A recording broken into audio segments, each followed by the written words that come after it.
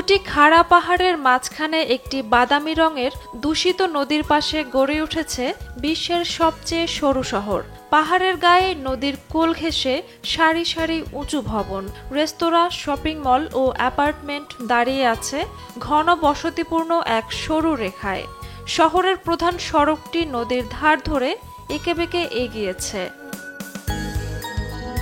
চীনের ইউনান প্রদেশের পাহাড়ি গিরিখাতে অবস্থিত এই ইয়ানজিন শহর।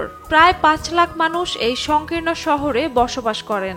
ভূমিকম্প ও বন্যার ঝুঁকি থাকা সত্ত্বেও স্থানীয়দের মতে জীবন এখানে স্বাভাবিক এবং আরামদায়ক।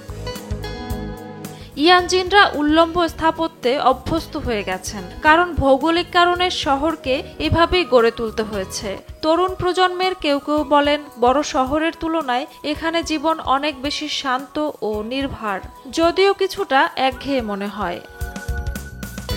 ইয়ানজিনে মানুষজন সাধারণ জীবনযাপন করেন। তারা বাস্কেটবল, স্নুকার, চা পান ও হাঁটাহাঁটি উপভোগ করেন। ১৯৯২ সালে শহরে বড় বন্যা হয়েছিল, তবে এমন ঘটনা প্রতি ৬০ বছরে একবার ঘটে বলে জানা যায়। বর্তমানে পরিবেশগত কারণে নদীতে ১০ বছরের জন্য মাছ মারা নিষিদ্ধ করা হয়েছে। অর্থনৈতিকভাবে ইয়ানজিন সাশ্রয়ী শহর।